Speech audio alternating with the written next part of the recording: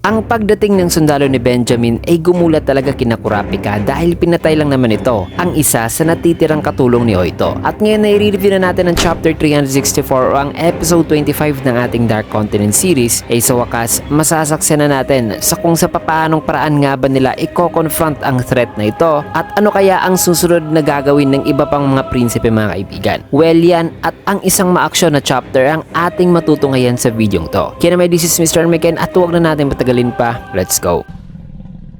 座ってろ。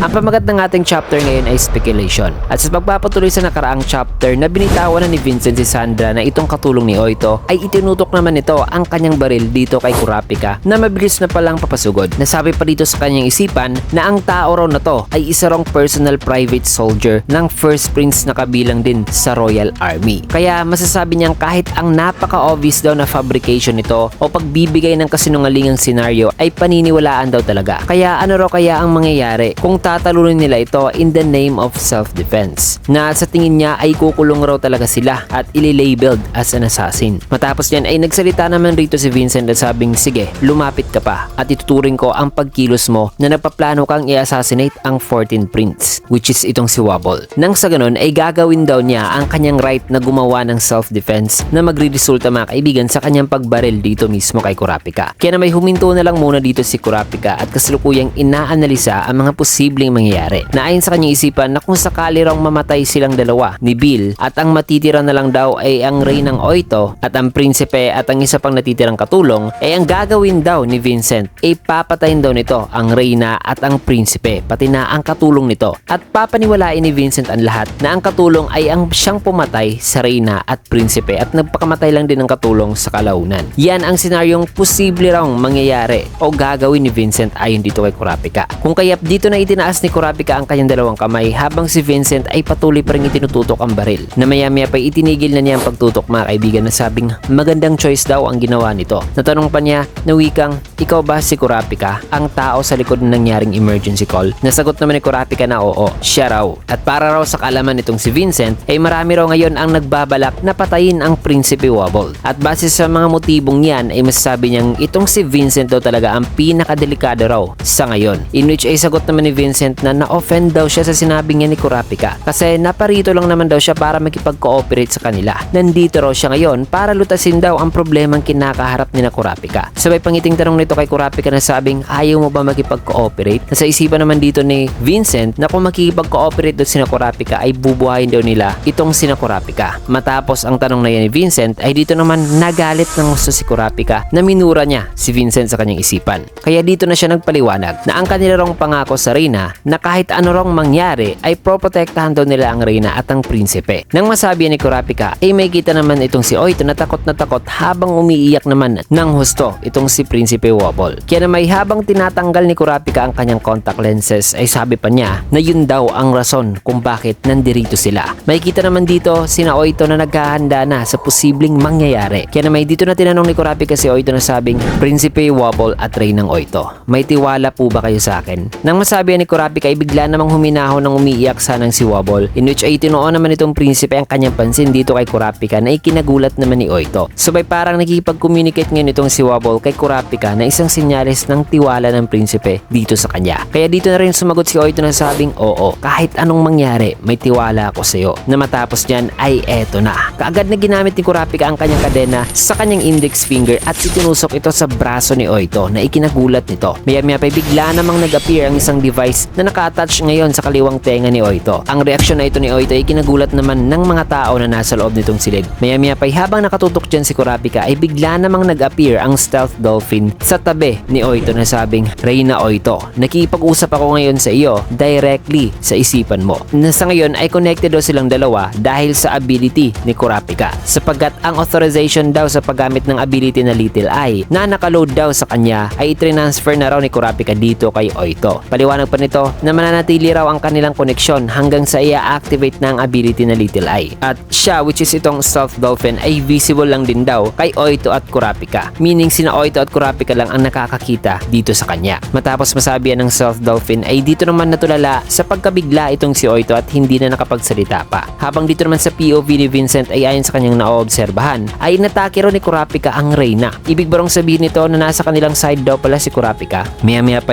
habang nakatingin dyan si Vincent ay bigla naman siyang may napansin sapagkat nawala raw sa kanyang harapan ang isang guard na kasama kanina ni Kurapika, in which ay sinamantala na pala ni Bill ang nadidistract ngayon ni si Vincent at binalot ang kanyang sarili ng aura sabay umabante na patungo kay Vincent habang nakaangat ang kanyang isang braso mga kaibigan. Kaya naman dito na siya binaril ni Vincent ng 4 na beses, ngunit ang mga bala ng baril ay tila bay sinalulang ni Bill. Kaya habang patuloy pa rin ditong nagpaputok ng baril itong si Vincent ay patuloy ding papasugod itong si Bill na may kita ang mga bala ng baril na hindi nakapenetrate sa braso ni Bill mga kaibigan. Kaya dito napagtanto ni Vincent na blinak raw ni Bill ang vital parts nito gamit ang Nenwall o ang aura na binabalot nito sa kanyang katawan. Kaya realizing na papalapit na itong si Bill at hindi na niya ito mapipigilan pa ng baril ay ginamit na ni Vincent ang kanyang ability na tinawag na Empty Air Fist Air Blow at sinalubong si Bill nito. Subalit ang attacking ito mga kaibigan ay hindi natuloy o hindi na-activate, bagay na ipinagtataka nitong dalawa. Nasabi pa ni Vincent sa kanyang isipan na ayaw rong gumana ng kanyang ability. Kaya na may dito na nagpatuloy si Bill sa pagsugod habang si Vincent naman ay biglang may napansin sabagat ang dahilan pala sa kung bakit ayaw nang gumana ng kanyang ability ay dahil pala kay Kurapika na nakakabit ang kadena nito sa may bandang hita ni Vincent na ipinagtataka nito ng gusto. Yun ay may kita na sinisipsip ng injection ang kanyang aura na habang gulat pa rin dyan itong si Vincent ay ayon naman dito sa isipan ni Kurapika na ini-activate niya raw ang Stealth Dolphin gamit ang Emperor Time, in which ay nag-aalaw ito sa kanya na may transfer ang kanyang na-absorb na ability sa iba. Na dahil din dyan ay naghintulot naman daw ito sa kanyang Steel Chain na makapag-absorb ulit ng ibang bagong ability. Gaya ng kanyang ginawa kay Vincent mga kaibigan na since na empty na ang Steel Chain ay inabsorb na niya ang ability nito. Kaya di na nito na-activate pa ang kanyang Empty Air Fist Air Blow, in which ay dito na itinakil ni Bill si Vincent at itinake down ito na habang pinipin down niya ito mga kaibigan ay kaagad namang itinutok ni Vincent ang kanyang baril para barilin sana itong si Bill. Subalit mabilis na inapakan ni Kurapika ang kamay nito dahilan na nabitawan na niya ang baril. Sabi dito na sinabihan ni Kurapika si Vincent na ipapakulong ron nila ito para sa attempted assassination nito kay Prinsipe Wobble. Natanong naman ni Vincent na sabing, Anong sabi mo? Ikaw ang matake sa akin matapos mong binaliwala ang mga warnings ko. At bilang Royal Guard ay nandito ako para protektahan ng Prinsipe at ang Reyna. Matapos masabi ni Vincent ay dito naman siya nagulat na nagsalita rito si Queen Oito na sabing magte-testify raw siya na kahit ano pa raw mga palusot o mga plano ang balak nitong gawin ay ang pumatay daw talaga sa nakakaawang inosente na si Sandra at ang nagbabalak sanang patayin sila ay itong si Vincent daw talaga. Yan daw ang kanyang ite-testify ayon kay Oito. Mas salitang ikinainis naman ni Vincent kaya sinabihan naman ni Kurapika si Oito na wag daw itong mabahala dahil gamit daw ang kanyang ability ay i-reveal daw talaga o i-confess daw ni Vincent ang lahat na magsosuporta sa mga witness kung sakali mang ipapa-aresto na nila ito. Nang masabi ni Kurapika ay bigla namang may nilunok itong si Vincent nang maya-maya pa ay nag-iba na rin ang kanyang mukha at nahihirapan ng huminga.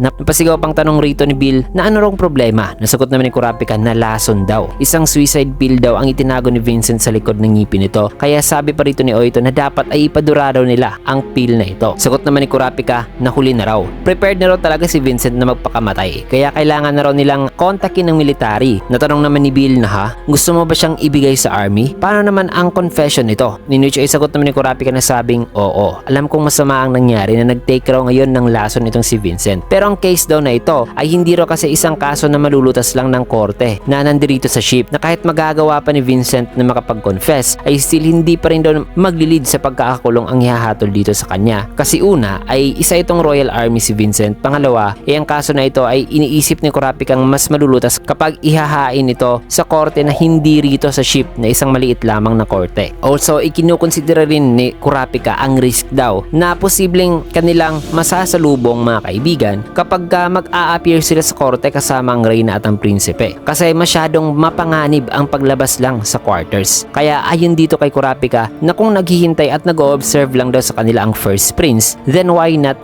ganyan din daw muna ang kanilang gagawin. Maya-maya pa may tinuro naman dito si Kurapika habang itong si Vincent ay patuloy na naaapektuhan ng lason. Kaya inilipat na muna nila ang katawan nito. Na matapos yan ay may kita naman si Balsamico at Benjamin na nakikinig pala kina Kurapika gamit ang transmission device na nakakabit nakakabit dun kay Vincent. However, kaagad namang naputol ang connection nito sapagkat nakita pala na Kurapika ang transmission device. Kaya dito na nag-analisa si Balsamico na ayon pa sa kanya na ang ability daw ng mga hunter na yun ay ang siyang problema raw talaga rito. Kasi nagawa raw nilang mapigilan si Vincent after a few seconds lamang matapos ang pagputok ng baril nito. Nasabi naman ni Benjamin na kung under normal conditions lang daw ay mahirap daw talagang paniwalaan na ganun lang daw kabilis na napigilan si Vincent, na kaya nga raw ni Vincent na tumagal sa laban kahit na marami pang kaharap nito. Kaya dagdag pa ni Benjamin na ang isa raw sa mga hunter na yon ay kinuha pa raw ang ability ni Vincent, kaya napilitan daw itong gamitin na lang ang kanyang baril. At base sa kanya narinig, ang isa rin daw sa mga hunter na yon ay may ability daw pala na kayang piliting mag-confess ang isang tao. Nasagot naman ni Balsamico na maaari rin daw nakabaliktaran daw ang nangyari, na posibleng nagdalawang isip lang daw talaga si Vincent noon na gamitin ang kanyang nen, kaya nagpaputok muna ito ng baril. Isang desisyon na nagresulta sa kanyang pagkatalo. Kaya sasabihan daw niya ang iba pang mga kasamahan nila na maging direkta na raw sa susunod sa paggamit ng kanilang abilities. Paliwanag pa ni Balsamico na ang abilidad daw ng kalaban ay hindi raw nagme-make sense dahil ang isa raw manipulator ay madalas daw talaga na gumagamit ng verbal command, pero wala raw silang narinig kanina, at si Vincent ay nagawa pa raw makapagpaputok ng baril at nakipag-alitan pa nga, at lastly nagawa pa nitong lasunin ang kanyang sarili. Kaya tanong naman dito ni Benjamin na sabing, ibig mo bang sabihin na nagbabluff lang daw ang mga yon o ang mga hunter na yon? Kasi alam daw nilang minomonitor sila gamit ang isang transmission device, so parang nagdadrama lang mga kaibigan daw pala itong sina Kurapika sa eksenang to. Sagot naman ni Balsamico na oo, maaari raw talaga, pero pwede rin naman daw hindi talaga nagsisinungaling itong dalawang to tungkol sa nabanggit nitong pipilitin daw niya itong si Vincent na mag-confess. Naraw pa ni Balsamico na kung sinadya raw ng mga hunter na yon na iparinig sa kanila sa kung ano raw ang ability na meron sila,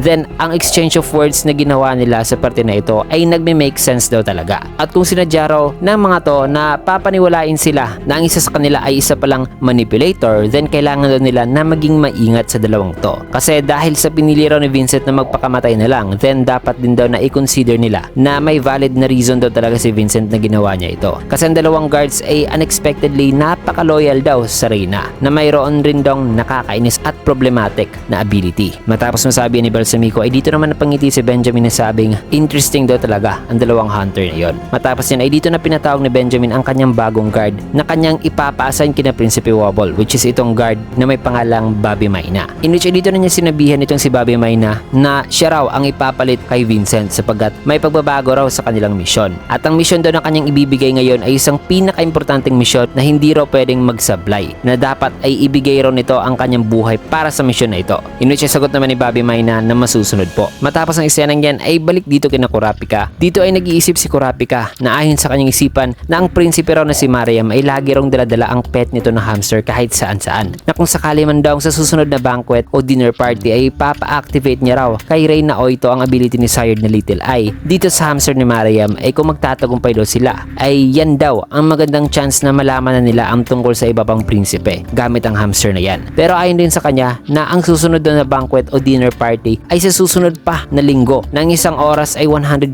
days na raw, ang 24 hours naman ay 10 taon, habang isang linggo naman ay nang kinakalculate niya mga kaibigan ang mga bagay na yan ay dito siya napasabi na hindi raw talaga ito realistic. Kaya dito na niya sinabihan ang Reyna na sa ngayon ay medyo magulo raw ito para dito sa Reyna, pero ang kanya raw kasing ability na Stealth Dolphin ay may time limit daw, bagay na nagpataka naman dito sa Reyna. Kaya tanong pa niya na ano raw ang kanyang dapat na gawin. Nasagot naman ni Kurapika na ang ability na nasa Stealth Dolphin ay ang ability raw na kayang kumontrol ng mga maliliit na hayop, na isang mainam na ability para sa pang-iimbestiga, na gagamitin daw nila ito na ability upang mang-espiya sa ibang prinsipe. Ang pinaka-ideal daw na pwedeng kontrolin ay ang langaw o ang lamok, kasi nakaka-travel daw ang mga to sa ere, at marami rin daw sa mga to ang nakikita kahit saan-saan, at di rin daw ito gaanong namamalayan. Kaya as soon as may makita raw itong Reyna na langaw o lamok, ibigyan lang daw nito ng order ang dolphin, at ang dolphin na raw ang bahala sa lahat, pati na ang pagtama sa target. Maya-maya pa nagsalita naman itong dolphin kung gusto ba raw ni Kurapika na i-load din dito sa kanyang ability na nakuha nito kay Vincent kanina, nang sa ganoon ay malaman daw nila ang detalye ng ability at magawa raw nila itong magamit, at the same time ay magiging available na rin ulit ang steel chain na pwede na ulit itong gamitin ni Kurapika para kumuha ng bagong ability. Pero bago pa man sumagot si Kurapika dyan, ay ayon naman sa kanyang isipan na kung ilo-load daw niya ang ability ni Vincent sa dolphin ay magagawa raw niyang malaman talaga kung anong ability na ito at magamit ito ng isang beses. Pero kung sakali raw ang ability na yan ay nagre-require daw pala ng isang mahirap na kondisyon para ma-activate ito, ay ang paggamit daw dito ay magpapahirap lang daw sa kanya at mapipilitan pa siyang i-maintain ng Emperor Time. Kaya sinabihan niya muna itong Dolphin na hindi niya raw muna ipapaload ang ability na ito. Sabay sinabihan na niya sila na maghiwalay daw muna sila dito sa room at i-search ang buong room para mapanatiling safe ang kanilang quarter. Sinabihan niya rin si Shimano na sagutin muna ang tumatawag ngayon. Matapos niyan ay habang nagbibigay dyan ng utos si Kurapika ay ayon dito sa kanyang isipan na ibig rong sabihin ay ang kanyang kamatayan ay mas nalalapit na pala mga kaibigan sapagkat ang rules daw pala ng kanyang Emperor Time ay napapaikli daw pala nito ang kanyang lifespan na 1 oras ng kanyang lifespan ang nakukuha kada segundo na naka-activate ang Emperor Time. So grabe, ito pala ang rules mga kaibigan ng Emperor Time na ang siyang kinakalkula ni Kurapika kanina na para magamit ang hamster ni Mariam ay kailangan pa nilang maghintay ng 1 linggo in which ay kailangan pa niyang i-activate ang kanyang Emperor Time para mapanatili ang Dolphin dito sa Reyna. Which means kung ang 24 hours na sinabi ni Kurapika na pag-activate ng Emperor Time ay equivalent sa kanyang 10 years of lifespan, ay ang 1 week pala mga kaibigan